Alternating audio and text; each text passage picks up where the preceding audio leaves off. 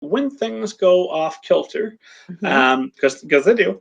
Yes, they do. What is there any kind of pattern you've noticed? That's one of your superpowers is pattern recognition. Is there something you can see early that things might start to go off kilter, where you can try and circumvent that? Or what are the common causes of off kilterness that you've noticed? I mean, there are many. But circling back to one of the other things that I think about when I'm in the development process with an editor for a project, or with a client that we're thinking about putting on submission, many of the most unhappy situations I have seen play out in the publishing process, if you boil them down to what was the core of what went wrong, it was usually a mismatch of expectations. And that can happen at any point in the process for any number of reasons. But at the beginning of the process, it has to do with, well, what is the book itself? And so, I spend time with my clients working with them to figure out what is the heart of the story that matters to me? What is the thing that if someone told me that can't be a part of your story, that you wouldn't even want to write it anymore, like it's that essential to you. And I'll give an example of this that I think illustrates it really well, because it's a pretty abstract idea. But we do the work of identifying, honing in on, okay, what is this story about? What about you makes you want to put this story into the world? And some of the work we do is to tease that up to the surface a little bit more. Because I want an editor who acquires a book to see that same thing in it and hopefully be drawn to that same thing. And if they're not, sometimes you have a very unhappy situation that only gets more unhappy. So if the author thinks, I wrote a romance, and the editor thinks, I bought a thriller, nothing about that process is going to be happy. The editorial notes are going to feel off kilter. Chances are the author isn't going to feel like the cover communicates what they were hoping for. The marketing language may feel weird and like it's emphasizing the wrong thing. And it's just a mismatch of what each of these two parties thought the book was. So I think it's a really important thing, if we can, to figure out what is the thing. And an example of this from when I was an editor myself, one of the first books I ever signed up, or actually the first book I ever signed up as an editor, was called A Dog's Way Home by Bobby Pyron. It's a beautiful middle grade, I describe it as a girl dog love story, in that it's a girl and her beloved Sheltie. They get separated by accident at opposite ends of the Blue Ridge Mountains, and they're trying to get back home to each other. And the story alternates first person girl, third person dog, chapter by chapter. And so you're getting the first person girl's point of view, which is this emotional journey and everything she's going through, having essentially lost her best friend and having to navigate the world without that animal.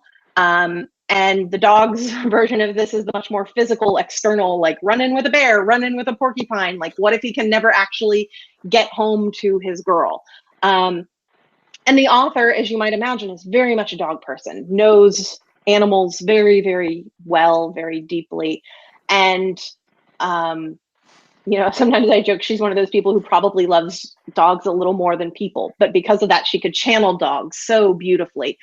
And when she was on submission with this, she had a number of editors who were interested in it. So she had the opportunity to talk with each of them. And it was at the moment when Marley and Me was really big, if you remember that moment in sort of publishing pop culture time.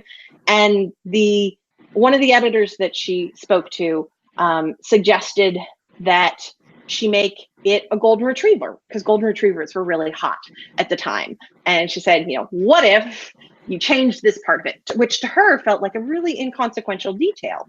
But to Bobby Pyron, who knows dogs very deeply, very well, she understood that to change the dog would be to essentially kill the whole story, because she said, a golden retriever would go home with the first person who offered him dinner and forget he ever had a girl, much less was trying to, get home to her. Like, forget it. Like, he now lives on this old lady's, in front of her fire. Like, story over, the end.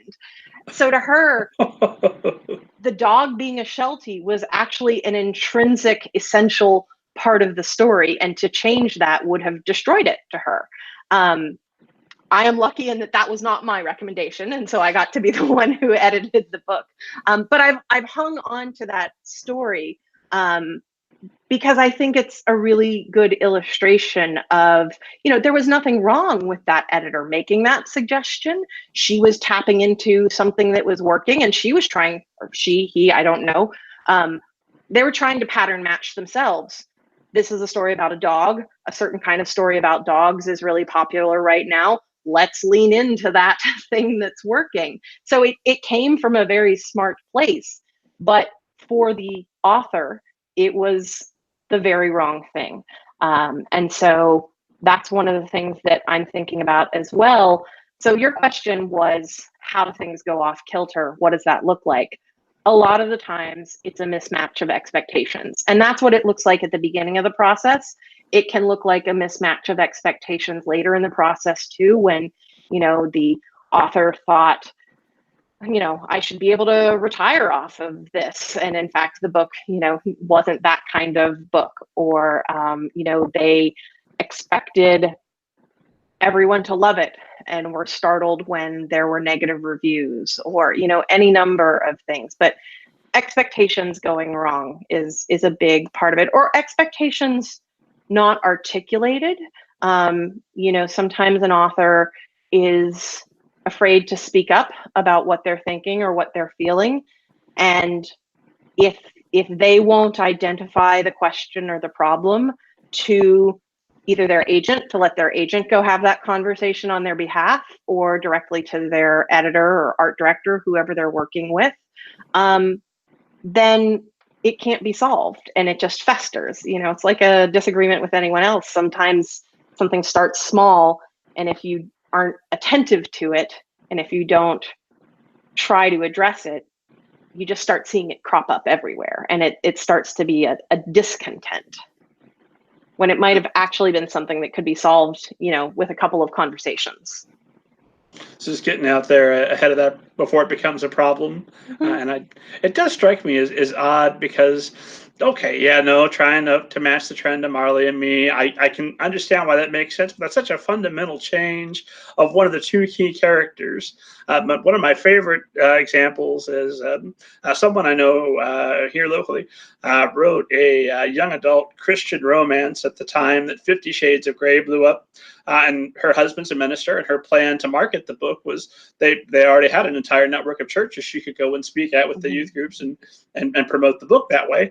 And the editor gets the brilliant idea, why don't we add some BDSM sex scenes to this young adult Christian romance? And it's just so off the wall. Is that common, or are these just the apocryphal tales of a few off the wall editors? See, I mean, those examples sound extreme when you know what the thing that the author wanted was. But when you're the editor looking at the market and understanding what's working and trying to make more successful books in that same space, it might not be as absurd as it sounds. I think we see this sometimes in movies too, right? Like the filmmakers, whether it's for storytelling purposes or budget saving purposes or whatever, they do away with something that to them feels like an inconsequential detail, without knowing that that was one of the most cherished fan scenes, or most beloved character traits. Like so I think it's understanding, again, like what's the heart of this thing. And when I have conversations with editors, when we're in the sort of acquisitions process, often as a part of that, the author gets on a phone call with an editor, partly to see, are they speaking the same language?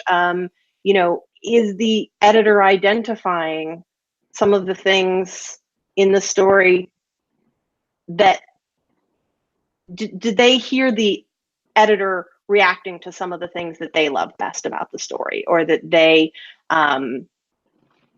value the most, you know, because it can be really easy to be like, oh, this person's saying they love this thing. You know, it kind of goes back to that conversation of this is a business conversation. And even though it's good to get lots of personal affirmation, it can be a distraction, because the true question when it comes to publishing a book is not just does this person love it, but do they see it in the same way that I do?